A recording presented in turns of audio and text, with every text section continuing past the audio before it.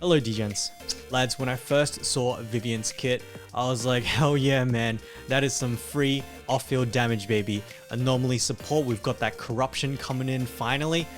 This is going to be a good time. I have now had the opportunity to playtest her for a few days, and there are two conclusions that I've really come to. The first is that, yeah, she actually does feel giga cracked, or rather, she makes everyone else feel really giga cracked. Two, she is probably one of the most complex characters I've encountered in the game so far. Now, I'm not saying that you need to be like rap god with your fingers type shit, but her kit design, I think, a lot of people are going to really appreciate it. If you so wish, you're going to be able to flex your mechanical muscles and show off those reflexes. So today, let's talk about Vivian, my first impressions of her, and how I think she performs, especially in certain teams. And I'm going to start with her complexity because, to be honest, this really surprised me. Let's take Burnice for example. With Burnice, it's fill up the gauge, swap, and attack, attack, attack. You use the gauge to burn the enemy whilst off field. Or Yanagi, in which you shock them and then slam them with extra shock procs from your skill or your ult.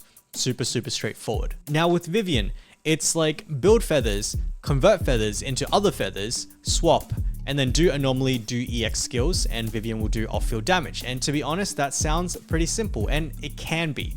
But the way in which you actually achieve this gets pretty freaking dank because there's lots of different ways to generate different feathers and to convert feathers as well. Like if you remembered the flow, build feathers, convert feathers, swap, and do things, Vivian will absolutely do damage. You'll be fine. You're going to see lots of numbers and it will be cool. But there are a lot of combinations that can really juice up your damage. And the best way to describe it is that it's kind of like Miyabi stack generating and counting in terms of the thought process, right? Because we know that there is a maximum of 6 stacks. We know that skill gives 2 stacks, disorders give 2 stacks, ult gives 3, and frostburn gives 1. And then you kind of do the math on the fly to make sure that you don't overstack so that you can maximize the amount of level 3 hold basic attacks. Now Vivian, on the other hand, is kind of like one step above that because you have 2 different stacks of 5 feathers to manage. And so what this does is it allows for so many different micro decisions, so the ceiling feels very high. If you are able to manage all of these feathers and use them without overstacking,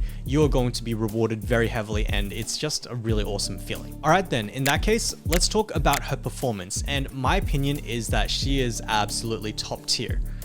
The standard team comp for Vivian is Anomaly, Vivian, support or defense. You can go Astra, Nicole, Caesar, Lucy, whoever for slot 3. And then pretty much any anomaly character can slot in here. We're talking Piper, Jane, Yanagi, whoever. That said though, this is kind of like your cookie cutter team. If you follow this format, it will always work. The first team I tried was actually Juyuan, Vivian, Astra, or rather Attacker, Vivian, Astra. And this is because I tried to replace Nicole with Vivian, hoping that it might yield extra damage. So where you would normally use like Evelyn, Nicole, Astra, you could use instead Evelyn, Vivian, Astra. All I can say is that at this point, Nicole isn't going anywhere. Nicole, Astra 100% is going to be the Giga Juicer Premier comp for your attackers. And so I tried this because the theory is that we would get so much corruption thanks to Vivian and Astra off-field corruption. Now what did end up happening was we did get a whole bunch of corruption, pretty much 100% uptime, which means we pretty much permanently got that extra crit damage from the set effect. But in exchange, what happened was that we got very few stuns, which makes sense. But I realized that Vivian doesn't actually add anything to this team, because Nicole, on the other hand, the sucky give us the big defense down. So no, unfortunately, this team is just no good. To be honest, from an attacker perspective, even Julian, better to just run Lucy, Nicole, Chingy, Trigger, but not Vivian. That said, I want to now talk about my favorite team, which is actually the Jane Vivian one. Now, to kind of give you the summary of it all, it's like a very similar scenario to giving Lighter to Evelyn or Soldier 11, and suddenly they feel like freaking gods. In this case, giving Vivian to my Jane made her feel pretty much unstoppable. The team's damage feels a lot more consistent rather than lumpy, right? Because especially for physical anomalies, you have to push for assault for the giant goon, right? For the big payoff, for the big one number. And don't get me wrong, it's not like, oh, Jane Vivian is better than Yanagi Vivian or Miyabi Vivian, but it's more like Vivian helps Jane bring the big numbers, and it makes her feel like a modern anomaly character. Again, very much like what Lyta does for Soldier 11. And of course, over on the Piper side, the experience is very similar. There are lots of Piper believers already, so I don't have to like glaze her too hard. So all I'm really going to say here is that she absolutely does make her a lot better. She just lets her bring home even bigger numbers. All right, and so the next interesting team comp that I had in mind was, well, okay, does she actually work with Burnice? So two off-field characters technically. And the answer is yes, it absolutely does work. Yes, you will absolutely get clears with it.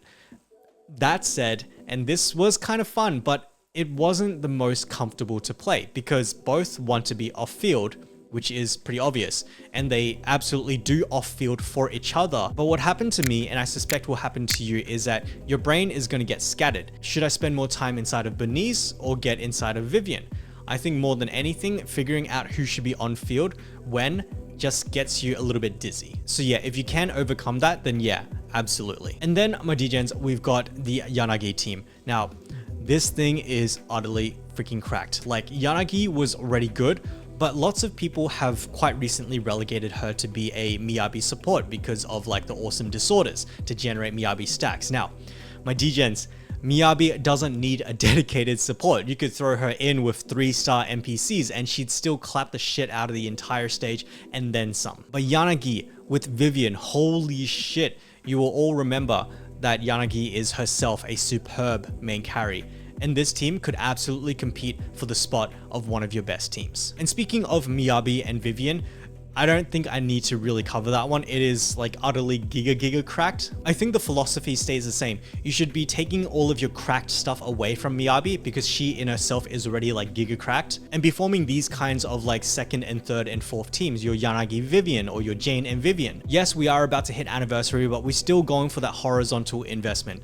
We're almost there, my DGens. And so to summarize it all, yes, Vivian absolutely is the monster anomaly support that I thought she was. To be quite frank, she feels like a higher skill ceiling with higher rewards version of Burnice, who is relatively simple. But in terms of pulling for her, again, if you don't have any other anomaly characters, I would actually recommend thinking about skipping and looking for her during a rerun, right? You'll just get so much more value at that time, especially if you don't have Miyabi, who is probably going to have a rerun pretty soon. She truly is an enabler, and if there's nothing to enable, then like, of course though, you can absolutely run her with Piper. Super legit, they work super well. And I was actually thinking, if you already have Burnice as an anomaly support, do you really need Vivian? Because they occupy pretty much the same role. And my answer to that would be, yes, it does make Vivian a lot easier to skip if you so wish. But with that, I hope you have enjoyed this sneak peek into Vivian, as well as my commentary and thoughts. Let me know what you guys think about Vivian after watching this video. Does it make you want to pull for her, or are you already kind of good, or were you going to pull her anyway? Regardless, this is the end of the video, so as always, thank you guys so much for watching. I'll catch you guys in the next one. Bye-bye.